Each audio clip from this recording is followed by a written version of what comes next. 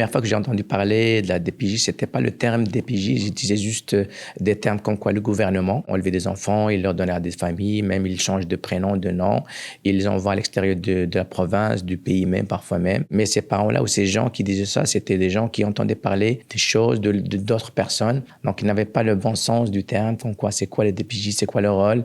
Disons 2 semaines après que je suis arrivée ici, c'était à la YMCA que le gouvernement nous avait placés, ma fille et moi. Il y avait les policiers qui étaient venus pour donner des informations. Il y avait des parents qui posaient des questions quand les policiers disaient « les parents n'ont pas le droit de les taper ». Il y a des parents qui n'étaient pas contents. Corriger l'enfant, c'était primordial. Pour eux, ça fait pas mal de taper un enfant, c'est juste corriger l'enfant.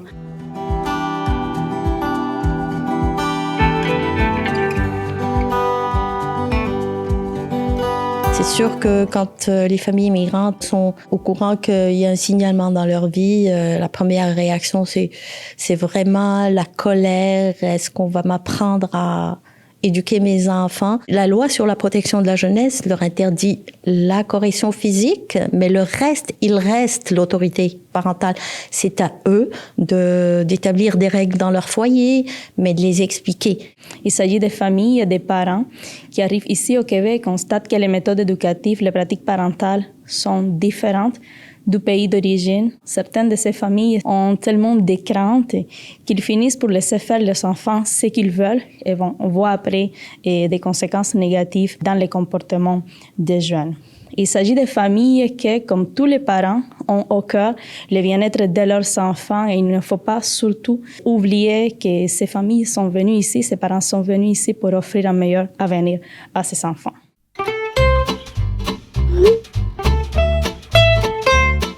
La loi sur la protection de la jeunesse emmène une certaine obligation aux professionnels, que ce soit les enseignants, les policiers, un médecin, une infirmière, peu importe, de signaler à la direction de la protection de la jeunesse un enfant qui vivrait une situation qui est grave et exceptionnelle. De la maltraitance, des abus physiques, des abus sexuels, de la négligence. C'est ce qu'on appelle le signalement. Mais pour faire un signalement, il faut avoir des inquiétudes pour un enfant. Et pas juste des inquiétudes banales, des inquiétudes qui sont importantes, des inquiétudes qui sont graves. On va pas se baser sur des perceptions, on va se baser sur des faits, sur qu'est-ce que la personne qui est inquiète nous a donné comme information et on va aller essayer de voir avec vous et avec l'enfant, selon son âge évidemment, on va aller essayer de comprendre mais c'est quoi exactement la situation. Et les parents vont toujours être les premiers répondants de leur enfant, les premiers responsables de leur enfant.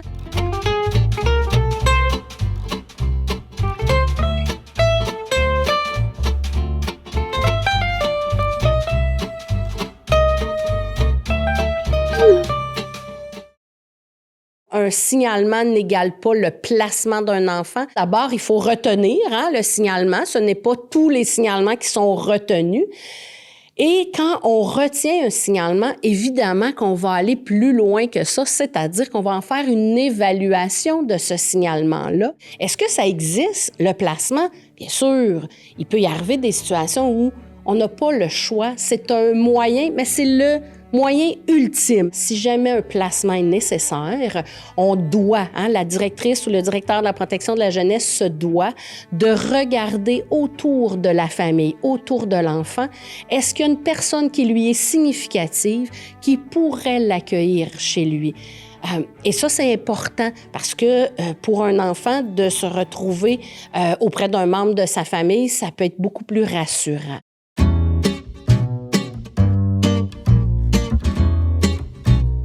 Pour la protection de la jeunesse, ce qu'on parle souvent, c'est la disproportion des enfants issus de diversité culturelle en relation à les enfants en fait non issus de la diversité culturelle. C'est quoi la disproportion des enfants?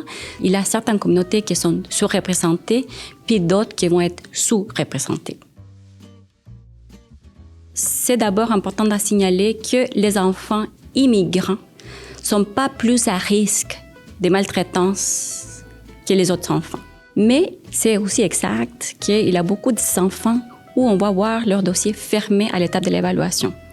Pour différentes raisons. Soit parce qu'effectivement, c'était une situation en fait non fondée, soit parce qu'effectivement, on voyait que la sécurité puis le développement de l'enfant n'était pas compromis, ou qu'une intervention de courte durée était suffisante pour mettre fin à la situation de compromission. Puis, ces différentes situations vont être référées à des organismes dans la communauté. C'est important de signaler que ces familles ont quand même besoin des services, mais pas forcément des services en fait de protection de la jeunesse.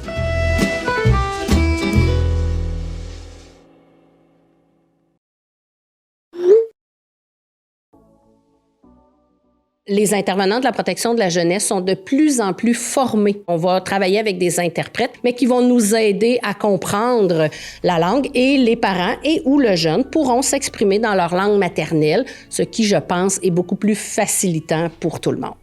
À DPJ Montréal, on prend le temps pour gagner du temps. Je donne un exemple. J'arrive chez une famille, la mère nous accueille, nous fait rentrer, mais elle reste debout au cadre de la porte du salon. Elle ne s'assoit jamais avec nous. Donc, j'ai posé la question à l'interprète, qui était pour moi un médiateur interculturel, pour savoir s'il y a des enjeux culturels qui peuvent expliquer l'attitude de la mère. L'interprète m'explique que dans leur culture, la mère de la famille ne s'assoit pas avec les invités tant qu'elle ne leur a pas servi quelque chose. Donc, la rencontre d'après, je demande à la mère automatiquement si elle peut me servir de l'eau. Madame me sert de l'eau, puis vient s'asseoir à côté de moi, puis elle parle et participe. Donc, il fallait juste ces petites questions-là pour comprendre vraiment le comportement de cette maman-là, qui était une chaîne culturelle. Donc, c'était pas de la négligence, c'était pas de la non-collaboration, mais si j'avais pas posé la question à l'interprète, j'allais jamais comprendre.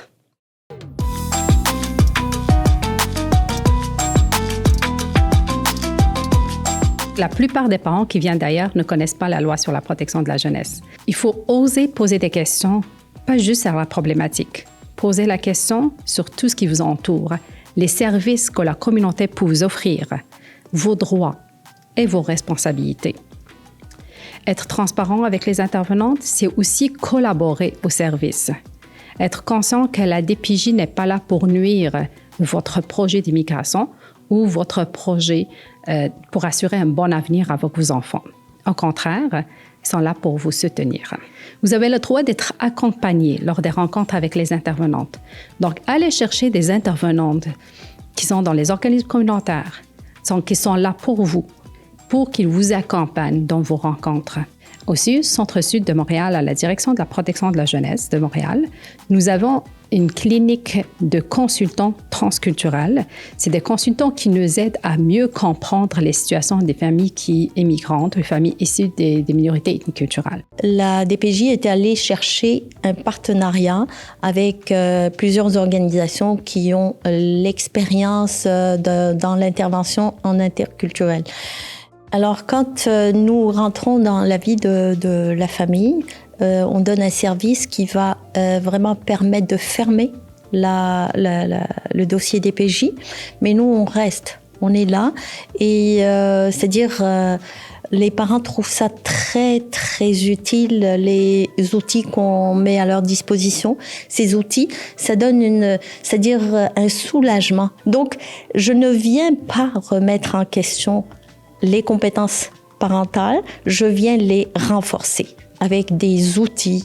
Voilà ce qui est permis, voilà ce qui n'est pas permis, voilà comment l'appliquer sans qu'il y ait de débordement, c'est-à-dire émotionnel, énervement, etc. Tout simplement. Dès mon arrivée, j'étais donc avec la communauté, les amis, les collègues, les familles qui ont des enfants. Et je voyais la différence entre les familles qui sont isolées et les familles qui ont du soutien avec les communautés, avec les amis.